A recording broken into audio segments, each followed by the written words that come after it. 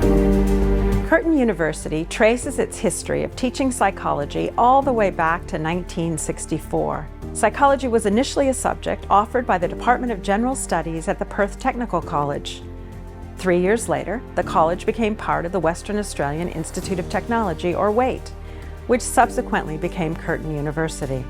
Since 1964, we have trained literally tens of thousands of psychology graduates who make their mark as practicing psychologists and as behavioral scientists.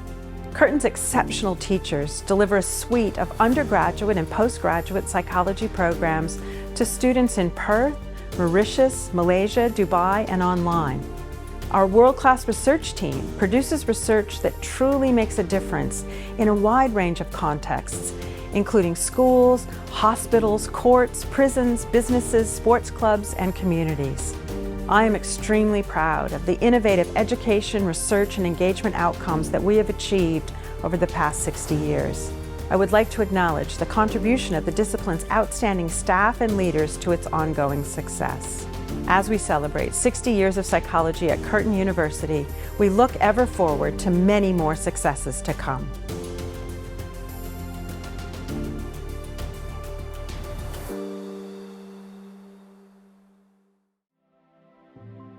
My name is Brian Bishop and I worked at Curtin from 1973 until my retirement in 2016. When I first started at WAIT, we weren't a psychology department. I started in the Department of General Studies. Community psychology was a discipline that I really liked. It was something that I had got into. In the late 1980s, CSIRO and our department did a joint project down in the Shire of Denmark. The Shire of Denmark wanted a strategic plan for the next decade, and we went in and interviewed basically anybody who would talk to us and developed a large-scale program. In fact, they eventually invited us back in 2001 to redo it so they could do planning for the next decade. We established a postgraduate program in community psychology, and that ran for a number of years before the graduate diplomas basically were canned. The transition in teaching from the postgraduates programs to the masters and PhDs coincided with a change in the focus of the research from more community-based, such as the Denmark study, through to the more laboratory and intense research programs we see now. My name's Jenny Thornton and I went from student to Associate Professor at Curtin University. Starting in 1985, I was in the first Masters cohort. It was only part-time.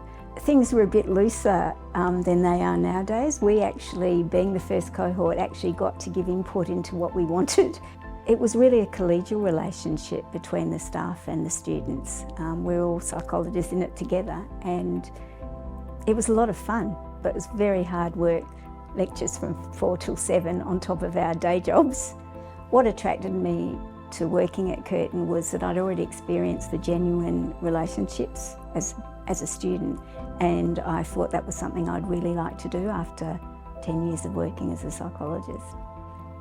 Maintaining class sizes as being relatively small means that it was quite a safe environment.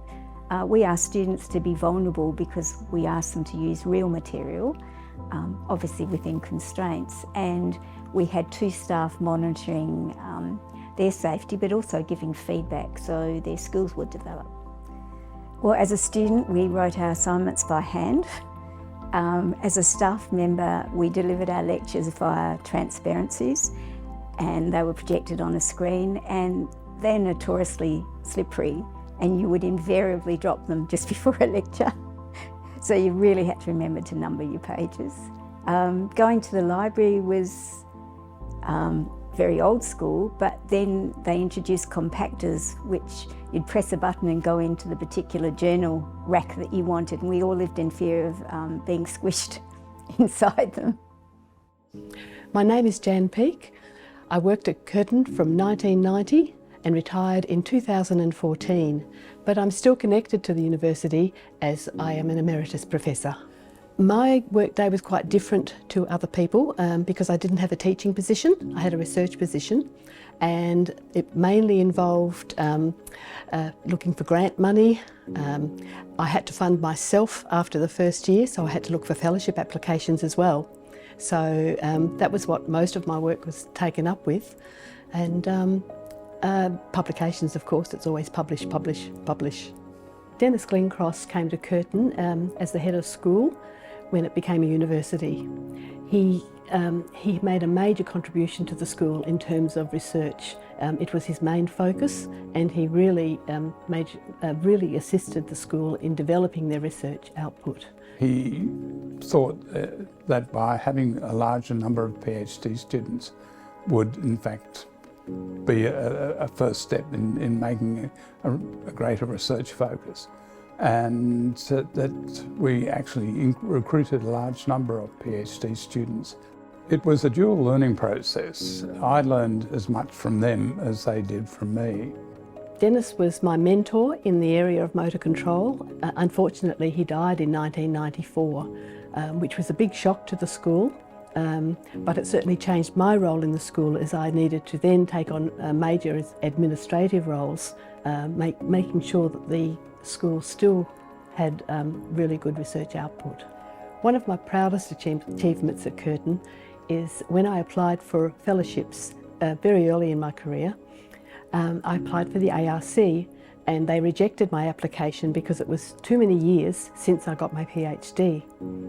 I went to the Equal Opportunity Office here because I hadn't been in an academic position. I'd been raising my 3 children. We won the appeal, but I didn't win the grant, I won a different one. And the ARC then changed their criteria to ensure that women who were raising their children were still eligible. We had wonderful staff and we had great fun, but overall the passion for staff was really to make fantastic courses and turn out great psychologists that we would want to refer to. I'm Professor Natalie Gasson. I was an undergraduate and a PhD student here at Curtin, and I've been teaching here for 33 years. So I started teaching in 1991, and I think back then it was just very calm. It was less frantic, and we had a lot of opportunities to get to know our students better and to develop that teacher-student relationship, and the classes were smaller and they were longer, and so we had that really nice sense of developing students and seeing them develop. So a fond memory of mine is when I first started at Curtin, one of the things that I had to do was keep the spiders alive for our fear laboratory. So I had 9 or 10 great big huntsman spiders that I used to have to feed on a regular basis, and they only eat live flies, of course. So it became quite challenging in winter to find enough flies to keep these spiders alive, and the researchers would conduct research on fear, the development of fear and the treatment of fear. Nowadays, of course, that's all done by virtual reality, but back in the day we had to certainly keep all of our spiders alive, and that was a really great memory. I'm also no longer afraid of spiders. My name is Claire Rees. I'm a retired professor of clinical psychology, and I actually started out at Curtin, did my combined masters and PhD here, and then went out into the workforce for about 5 years working clinically in hospitals and in the health department, and that's where my love of research started, and luckily was recruited back to Curtin at the end of 2001, and so I began my career at Curtin for the next 20 years. So it was a really welcoming and comfortable place to work, and back then we would have meetings within the school that included wine.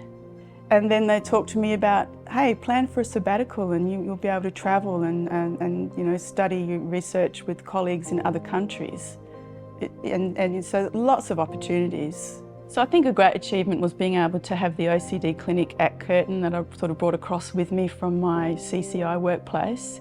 And that was really important because we were really the only specialist treatment clinic in WA for OCD, and really help the community with low-cost access to evidence-based treatment for OCD. One of the biggest challenges in psychology is to ensure that clinicians are utilising the evidence in their work, and so we worked hard to make sure that was reflected in the curriculum, and we were then rewarded with a Team Teaching Award for the Scientist Practitioner approach. I'm just very grateful to have worked at Curtin and to have worked in psychology and to all of the fantastic relationships I established with staff and with students across that time. I'll never forget it. So over time, I think psychology has changed in a really positive way in the sense that people understand it more. So people in the general public would be more informed about what a psychologist does and the importance of having psychologists in the community providing treatments for mental health problems. So my hopes for psychology going forward is that it stays grounded in psychological science, that our therapists use the evidence, use the research and provide our clients with quality services. My hope for psychology is that it doesn't lose its identity now that it's amalgamated with other schools. It had a great research output and I do hope that it maintains that and improves over the years. My feeling is that psychology has moved, as society has moved, away from dealing with social problems which are complex and messy to dealing with individuals and what goes on in their heads. I suspect that there will be a rebound at some stage where we swing it back towards more community focus, and I would certainly really welcome that. These days, programs are much more tightly constrained, both from the influence of regulatory bodies, accreditation bodies, and also government influences, regarding policy directions, finance and workforce demands. Another challenge is that higher education is treated more as a business these days rather than a service, and that changes the funding, it changes the attitude towards higher education, and I think we really need to be viewing it as a service to the community. Teaching now is a lot more fast-paced and we don't have that same opportunity to get to know our students like we used to.